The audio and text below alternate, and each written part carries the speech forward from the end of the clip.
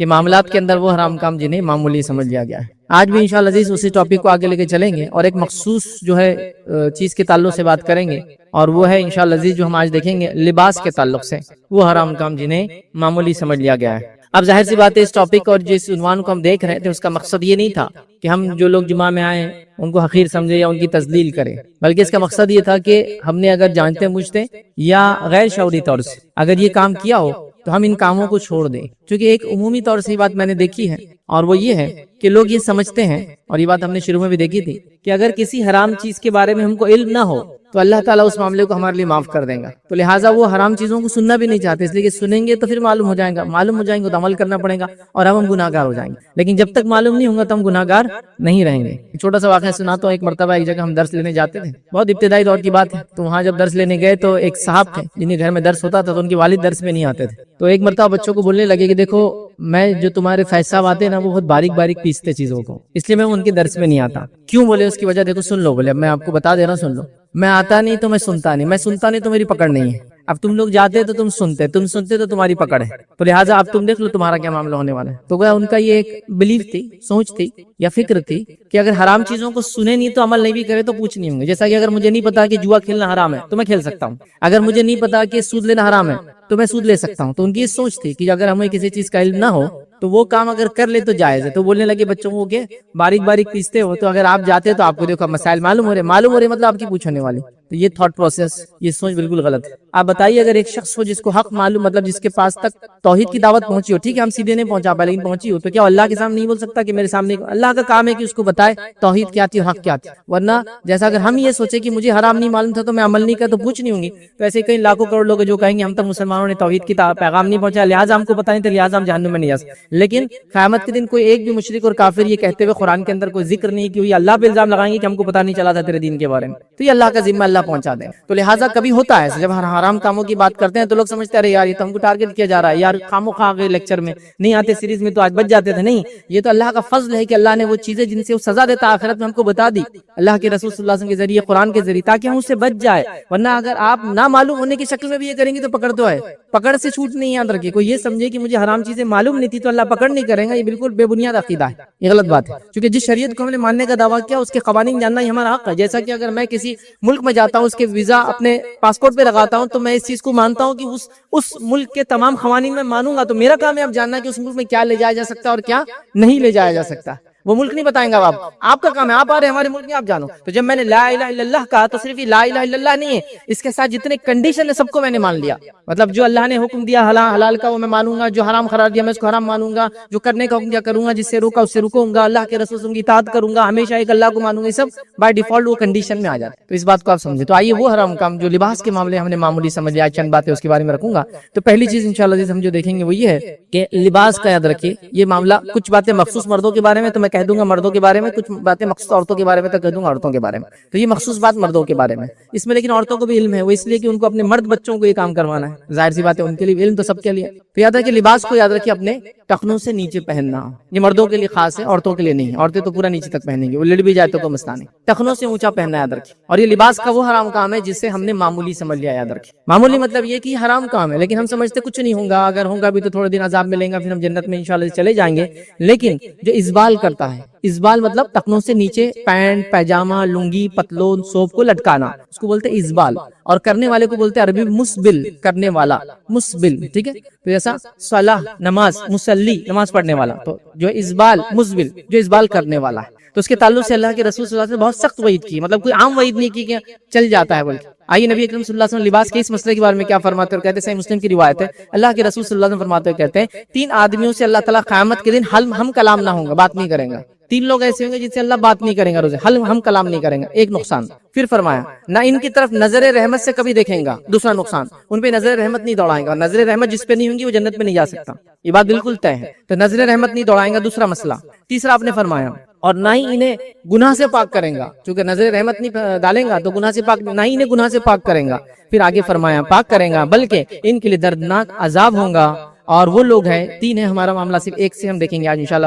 3 لوگ ہوئے اپنے تہبند کو ٹخنوں سے نیچے لٹکانے والا، دوسرا فرمایا جو ہے چیز دے کر احسان جتلانے والا، مطلب صدقات خیرات کرے اور احسان جتلائے، اور تیسرا فرمایا یاد رکھیں جھوٹی قسم کھا کر مال کو بیچنے والا، یہ ہم دیکھ چکے پہلے۔ آج ہمارا مسئلہ ہے ازبال، مزبل، ٹخنوں سے نیچے لٹکانے والا۔ یہ اللہ کے رسول صلی اللہ علیہ وسلم تین وعیدیں کر رہے ہیں، اللہ بات نہیں کریں گا، اللہ رحمت کی نگاہ نہیں ڈالیں گا، اللہ گناہوں سے پاک نہیں کریں گا، کس کو؟ جو اپنا ازبال، ٹخنوں سے نیچے کپڑوں کو لٹکاتا ہے۔ اب ایک سوال یہاں آتا ہے، لوگ سمجھتے ہیں ٹخنوں کو چھپانا نہیں چاہیے، کھلا رکھنا چاہیے، تو سوال کیا کرتے ہیں پھر آپ تو ساکس پہنتے ہیں، تو ساکس میں تو ٹخنا ڈھک جاتا۔ ٹخنا کھلا رکھنا اصل نہیں ہے، اصل ہے جو اوپر سے چیزیں پہنی جاتی ہے وہ ٹخنوں سے نیچے نہ جائے، نیچے سے پہنی جانے والی چیزیں ٹخنوں سے اوپر آ سکتی ہے، جیسا socks, leather socks, shoes, long shoes پہن سکتے ہیں آپ۔ ٹخنا دکھانا اصل نہیں ہے، جو چیز اوپر سے پہنی جاتی ہے وہ ٹخنوں سے نیچے نہیں جائے، رول یہ ہے۔ تب اوپر سے کیا، جیسا کپڑا، سوپ، لنگی، پیجامہ، پتلون، شلوار، تہبند جو بھی پہنتے ہیں مردوں کے لیے عادت، وہ ٹخنوں سے نیچے نہ جائے۔ لیکن نیچے سے کوئی چیز پہن رہا ہے، جیسے سردی سے بچنے کے لیے ساکس پہن رہے یا وارم ویئر پہن رہے یا کچھ بھی خفین پہن رہے، وہ چلتا ہے۔ تو ٹخنا کھلا رکھنا اصل نہیں ہے، ورنہ کئی لوگ میں نے سنا رہے آپ تو بولتے ٹخنے کا، آپ تو ساکس پہنتے اس میں ڈھک جاتا، ٹخنا کھلا رکھنا اصل نہیں ہے۔ اوپر سے آنے والی چیز کو ٹخنوں سے نیچے نہیں لٹکانا، یہ اصول ہے۔ اور جو اوپر سے آنے والی چیز کو ٹخنوں سے نیچے کرتا ہے اس کو بولتے ہیں مسبل، اسبال کرنے والا، اس سے منع ہے۔ کیونکہ اللہ کے رسول نے شوز پہنے یا پھر ایسے ساکس پہنے سے خفین کہتے ہیں جو ٹخنوں سے اوپر تک آتے ہیں اور لیدر کے موٹے بنے ہوئے ہوتے ہیں، تو اس میں تو چھپ جاتا ہے، مسبل نہیں ہونا چاہیے۔ یہ بڑی اہم چیز ہے، اس بات کو ہم سمجھے۔ نبی اکرم صلی اللہ علیہ وسلم جو لباس پہنتے وہ ٹخنوں سے اونچا، اور زیادہ جب اونچا پہنتے تو آدھی مچھی تک، جو پنڈلی کی مچھی بولتے ہیں وہاں تک آتی، شن کی جو مسل ہوتی ہے اس کی آدھی مسل تک پہنتے تھے، اتنا اونچا بھی ہوتا تھا۔ تو گویا ہمارے لمٹ کیا ہے، ٹخنوں سے اوپر سے لے کر تو آدھی مچھی تک، بس آپ جہاں بھی اس کے بیچ میں آپ کو جتنا کرنا ہے آپ کر سکتے ہیں، ٹخنوں سے نیچے نہیں جانا چاہیے۔ اب یہ اصول یاد رکھ لیں، اور بڑی سخت وعید ہے، معمولی وعید نہیں۔ اب کچھ لوگ کہتے ہیں یہ تو ان لوگوں کے لیے تکبر سے لٹکاتے تھے، اس حدیث میں کہیں بھی تکبر کا لفظ نہیں ہے، لیکن حدیث پوری واضح ہے، صحیح مسلم کی روایت ہے کہ 3 آدمیوں سے اللہ تعالیٰ روز قیامت جو ہے نہ ہم کلام ہوں گا، نہ رحمت کریں گا، نہ مغفرت کریں گا، اور ان کے لیے دردناک عذاب ہوں گا۔ کہیں بھی نہیں ہے کہ وہ تکبر سے کرتا ہوں گا، کہیں بھی نہیں، الفاظ ہی نہیں۔ ہاں، تکبر سے کرنے والے کے لیے ڈبل عذاب ہے، یہ بات حدیث کے اندر آتی ہے، مطلب جو لٹکائے بھی اور تکبر سے لٹکائے، جیسا بادشاہ، سلاطین، بڑے بڑے لوگ اس زمانے میں اپنے کپڑوں کو لٹکاتے تھے، بلکہ اتنا لٹکاتے تھے کہ پیچھے لوگ لے کر چلتے تھے اس کو اٹھا کے جب ان کو چلنا ہوتا تو یہ یاد رکھیے وہ تکبر سے کرتے، ان کے لیے اور زیادہ بڑا عذاب ہے۔ لیکن نبی اکرم صلی اللہ علیہ وسلم کو تکبر تھا نہیں تھا، پھر بھی آپ ہمیشہ اوپر رکھتے تھے۔ کیا دلیل ہے؟ ہمارے لیے اتباع کی دلیل ہے کہ ہم کو نبی اکرم صلی اللہ علیہ وسلم جیسا کرنا ہے۔ اب آئیے، کچھ لوگ کہتے ہیں ابوبکر صدیق رضی اللہ عنہ کا جو ہے ٹخنے سے نیچے جاتا تھا، تو یاد رکھیں ابوبکر صدیق کے تعلق سے آتا ہے کہ ہاں کبھی کبھار ان کو دیکھا گیا کہ ان کا ٹخنا ڈھکا ہوا ہوتا تھا، لیکن کیسا ہوتا تھا وہی بتا دیتا ہوں۔ ایک طرف نیچے ہوتا تھا اور ایک طرف اوپر، وہ بھی کیا ہے، کپڑا چونکہ سلا نہیں سکتے تھے، پیسہ اتنا نہیں تھا لوگوں کے پاس، اور تھا بھی تو لوگ اسراف نہیں کرتے تھے، تو اسی کپڑے کو یوز کر رہے تھے، آپ سمجھے؟ تو تب ایک لٹکتا تھا، تو اگر کوئی کرا میں ابوبکر صدیق کی سنت پہ چلتا ہوں تو ایک نیچے لٹکائے ایک اوپر کرے، اور اللہ کے رسول نے کہا ابوبکر کو تکبر نہیں ہے۔ اب اللہ کے رسول نے ابوبکر کی ضمانت تو لے لی، میری اور آپ کی ضمانت کون لیں گا بتائیے؟ ابوبکر کی ضمانت ہو گئی۔ اب کچھ لوگ کہتے نہیں ہم کو تکبر نہیں ہے اس لیے ہم لٹکا سکتے، چلیے اوپر کیجیے، نہیں اوپر نہیں کر سکتا، تکبر بھی ہے نا، میں تکبر سے نہیں لٹکاتا نا، چلیے اوپر کیجیے نا، پھر ایک بار نہیں اوپر نہیں کر سکتا، تکبر ہے، پھر اس کا کہاں گیا پھر وہ، چلیے کر کے دیکھیے نا پھر ایک بار۔ تو بہرحال لوگ لیکن فیشن میں یہ کام کرتے ہیں، لیکن سنت کی وجہ سے یہ کام نہیں کرتے۔ بیچ میں فیشن آ گیا تھا، چند سیلیبریٹیز اونچا پہن رہا، اب سب پہن رہے، دیکھیے چھوٹے چھوٹے پینٹ پیچے ہوتے ہیں، اونچے اونچے ہوتے ہیں، سب پہن رہے، اب وہ لمبا کریں گے وہ بھی لمبا کر دیں۔ نبی اکرم صلی اللہ علیہ وسلم سنت بول کے آپ یہ کیجیے، ورنہ سخت دردناک عذاب کی وعید یاد رکھیے۔ تو میں سمجھتا پوائنٹ بہت امپورٹنٹ تھا اور ہم نے اس کو کلیئر کرنے کی کوشش کی۔ یاد رکھیے کہ ہم کو لباس کے معاملے میں یاد رکھیے لباس کو اونچا پہننا چاہیے، ٹخنے سے اونچا جو اوپر کی طرف سے نیچے جاتی ہے وہ کبھی بھی جو ہے ٹخنے سے نیچے نہ جائے، چاہے آپ لنگی، پتلون، پیجامہ، عربی سوپ جو بھی پہنتے ہیں وہ ٹخنے سے اونچا رہنا چاہیے، یاد رکھیے، ٹھیک ہے؟ منیمم ٹخنے کے تک آ سکتا ہے اور اس کے اوپر کرنا ہے تو آدھی مچھلی تک آپ لے جا سکتے ہیں۔ دوسرا وہ کام یاد رکھیے جو لباس کے معاملے میں حرام ہے لیکن ہم نے اس کو معمولی سمجھ لیا، یاد رکھیے وہی، اور یہ بھی مردوں کے لیے یاد رکھیے، وہ ہے 2 چیزیں مردوں کے لیے سونا پہننا اور ریشم پہننا، یاد رکھیے، چونکہ آرنامنٹس بھی لباس کا حصہ ہی ہوتے ہیں ایک طرح سے جو ہم اوپر سے پہنتے ہیں، اس لیے اس کو بھی ہم اس میں ڈال دے رہے ہیں۔ تو سونا پہننا اور ریشم پہننا یاد رکھیے۔ نبی اکرم صلی اللہ علیہ وسلم نے فرمایا، مسند احمد کی روایت، اور یہ مردوں کے لیے عورتوں کے لیے نہیں، عورتیں سونا بھی پہن سکتی ہے، ریشم بھی پہن سکتی ہے۔ مسند احمد کی روایت ہے، میری امت کی عورتوں پر ریشم اور سونا جائز ہے اور مردوں پر حرام ہے۔ کیا فرمایا آپ نے؟ میری امت کی عورتوں پر ریشم اور سونا جائز ہے لیکن مردوں پر حرام ہے، یاد رکھیے۔ ابھی حرام ہے معلوم ہونے کے باوجود بھی یاد رکھیے، چلیے ہمیشہ نہ پہنتا ہوں لیکن شادی کے وقت تو ضرور پہنے گا، مطلب ہمیشہ اگر نہ بھی پہنتا ہوں تو شادی بھی آؤ تو برابر، لڑکا ہے تو سسرال والے لا کر جہیز یا کچھ دینے والے، اس کی پہلی علامت یہ کہ انگوٹھی آپ کے ہاتھ میں ڈال دی جا رہی ہے اور بڑے فخر سے وہ نوجوان ہاتھ میں انگوٹھی پہن کے گھوم رہا ہے، لوگ انگوٹھی دیکھ کر پہچان لے رہے کہ اس کی شادی طے ہو گئی، مطلب رسم ہو گیا، اس لیے ہاتھ میں سونے کی انگوٹھی آ گئی۔ آئیے نبی اکرم صلی اللہ علیہ وسلم کا زمانہ ہے اور ایک شخص جو ہے سونے کی انگوٹھی پہن کر مسجد نبوی میں داخل ہوا، نبی اکرم صلی اللہ علیہ وسلم نے انگوٹھی کو اتار کر پھینک دیا۔ نبی اکرم صلی اللہ علیہ وسلم نے کہا، کیا تو پسند کرتا ہے کہ آنکھ کا انگارہ تیرے ہاتھ میں دیا جائے یا تجھے پہنا جائے؟ تو کہا نہیں۔